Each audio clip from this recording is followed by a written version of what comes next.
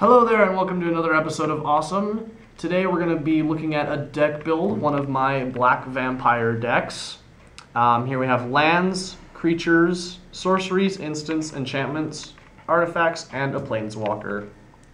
So as I said in one of my previous videos, you want to have it about 24 is what I like to keep it at of lands. Mine are all basic lands, swamps being the basic lands for black. Here are the creatures I have. It's nice to have some 1-drops always in a deck, and I've got 2 sets. I've got 4 in all.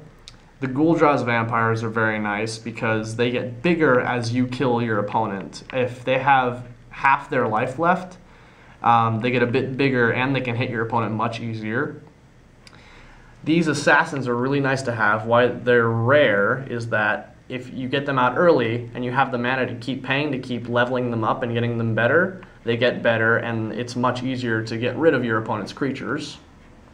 I also have a couple 2-cost creatures here. The Bloodseekers, they hurt your opponent whenever they play a creature, which is really nice to get them out early. And the Child of Knights are really nice because they have an ability called Lifelink, which makes it so whenever they hit something, be it a creature or the defending player, you gain that much life. So they're fun to use in that way. I have a 3-cost here, Nighthawk. I do need a little more of these. They're very famous from the set that they're in, Zendikar, because they do a lot for a very low cost. They have 3 abilities: Flying, Death Touch, and Lifelink, all fantastic.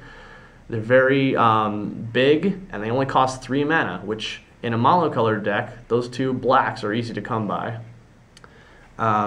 These are my main good cards of the deck. They're very efficient in what they do. The Vampire Nocturni are a little bit older. You basically play with the top card of your library revealed. If it's a black card, if it's Night, then your vampires get better. The Bloodline Keeper is one of the Innistrad's new flip cards, in that once you get enough vampires, you can flip it over and it becomes a better creature. My highest cost creatures here are the Chancellors of the Dross from back in the new Phyrexia set. And they're fun because you can reveal them from your hand right away as soon as you start the game, and all of your opponents lose life and you gain that much life. Now on to the sorceries and instants. I'm going to talk about this one a little bit later because it combos well with another couple cards in the deck. But these 2 right here are basically my creature kill in sorceries. This one I can spend any amount of mana I want on and it'll deal that much damage -2 to anything, be it creature or player. Or no, yeah, it is creature or player. And then Feast of Blood is fun because it's very low costed because you have to have vampires out, but it destroys any creature and you gain life. Diabolic Tutors are one of the biggest staples to have in a black deck. They let you search your library for whatever you want and bring it to your hand. Usually I would search for a Bloodline Keeper, since they make the deck very nice. They power up my vampires and they cost only 4, which I will have if I'm playing the Diabolic Tutors.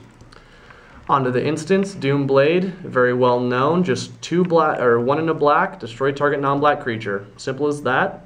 Tendrils of Corruption is very fun in the late game because it will deal damage to anything based on how many swamps you control. So if it's later in the game and I have, say, 9 swamps, I get to deal 9 to anything and I'll gain that much life. Sorin's Thirst is just a fun one. It's kind of like Doomblade, except instead of destroying the creature, it'll only do 2 damage to it, which can kill most of the things I have here. And it also gains you 2 life, be it the vampire thing. Now I'm going to talk about the enchantments and these sorceries here. They combo very well together. This enchantment is called Sanguine Bond. It basically says that whenever you gain life, be it Sorin's Thirst, the Child of Night, anything with lifelink, or the Tendrils of Corruption, your opponent loses that much life, target opponent. So with this card, the sorcery, its regular effect for 6 is that your target opponent will lose half of his or her life. Now if you use a vampire to power that up to kick it, you will gain that much life. So basically, if they're at an even amount of life, say they're at 20, they go down to 10, you gain 10, and then with the Sanguine Bond, they lose 10 again and they're dead. So it's a very fun combo to get off, but a little bit expensive, which is why I like to search for the Bloodline Keeper sometimes with the tutors instead of those. For the artifacts here, there's a couple equipments. Basilisk Collar here is nice because it only costs 3. It's 1 to play and 2 to equip to any creature you have. Remember, equip is only as a sorcery, so you only do it on your turn.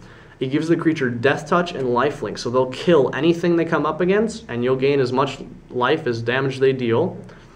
The Blade of the Bloodchief is really fun because you can put it on creatures, on other creatures that you control, even if it's on someone right now, because it puts +1/+1 counters on that creature. When anything dies, it'll put 2 +1/+1 counters on the vampire. If it's not a vampire, it'll put 1 instead. But the counters don't stay with the artifacts. You can switch it from creature to creature, and they'll keep getting bigger.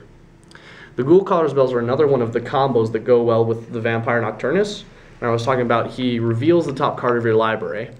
And what the Ghoul Caller's Bell does is you tap it and it removes the top card of your library and puts it in the graveyard. So if you have, say, a swamp, which is colorless on top, and you really want it to be nighttime, you can use the Ghoul Caller's Bell and hopefully get a black card on top. That is, if you don't need the land. Sorin Markov is one of the big staples of the deck. He's the Planeswalker. Starts off with 4 loyalty, costs 6. I can add 2 at any time in my turn, once a turn, to basically do a Sorin's Thirst. Although it can hit players too. Just 2 damage and you gain 2 life to anything. One of his minus abilities is very, very fun. You make target opponent's life total 10.